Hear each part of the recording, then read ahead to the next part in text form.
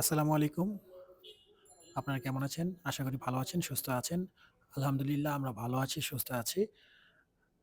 আপনারা যারা আমাদের আগের ভিডিওগুলো দেখেছেন, তারা জানেন আমরা ৩ দিনের ভ্রমণে বান্দরবান গিয়েছিলাম। আজকে বান্দরবান আমাদের ২য় দিন। ১ম দিন আমরা কেওক্রাডাং ছিলাম। আজকে বান্দরবান সদরে থাকছি। বান্দরবান সদরে বাস স্ট্যান্ডের একদম পাশে একটা হোটেলে আমরা থাকছি। আজকে আমরা হোটেলের সম্পর্কে আপনাদের একটু বিস্তারিত আলোচনা করব। বন্ধুরা আগেই বলে রাখি, আমার এই ভিডিওটা কিন্তু কোনো প্রমোশনাল ভিডিও না।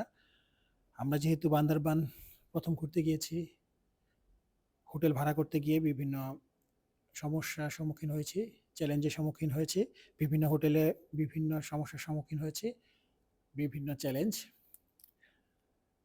আপনারা যদি কখনো ঘুরতে যান, আপনাদের এই ভিডিও দেখলে হয়তো কিছুটা উপকার হবে। আবার বলে রাখছি, এটা কোনো প্রমোশনাল ভিডিও না। আমরা যে হোটেলে ছিলাম, সেই হোটেলে আমাদের অভিজ্ঞতা এবং ভাড়া সম্পর্কে আপনাদের একটু তথ্য আমরা শেয়ার করছি।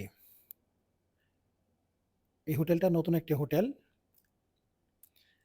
আমরা দোতলায় থাকবো এবং ভাড়া আপনাদেরকে বলে দিচ্ছি। ছোট একটা কনফারেন্স রুম আছে। ভাড়া সম্পর্কে আপনাদেরকে এখনই রুমে গিয়ে বলে দিচ্ছি।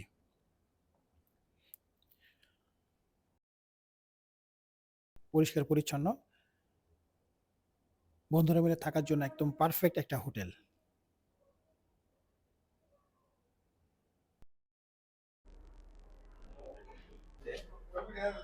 আমাদের রুমটার ভাড়া সম্পর্কে বলে দিই। বান্দরবান রুমটার ভাড়া পড়তেছে হচ্ছে ওদের প্রাইসটা ছিল আপনার ২,০০০ টাকা করে।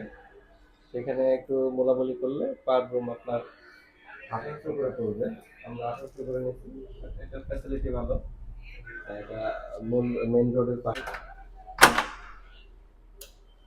বাকিটাও চমৎকার। আমরা কিন্তু বান্দরবান ঘুরতে আসছি। ৩ দিনের বান্দরবান ভ্রমণে আজকে আমরা বান্দরবান শহরে মানে হোটেলে থাকছি। আমরা ১ম দিন থেকেছিলাম হচ্ছে কিউকারডাঙ্গে, ওখানে আমরা রিসোর্টে ছিলাম।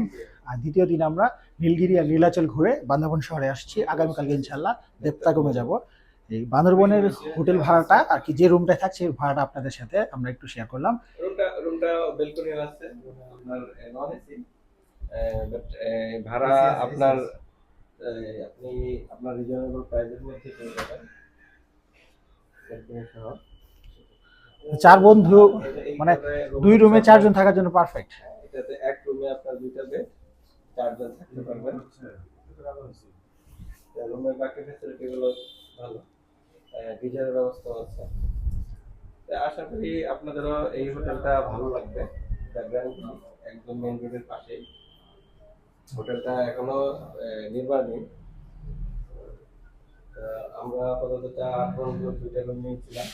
এটা হলো একটা রুম, আর দ্বিতীয়টা আমরা পাশেই নিয়ে নিয়েছি। আমরা এই রুমে আসি।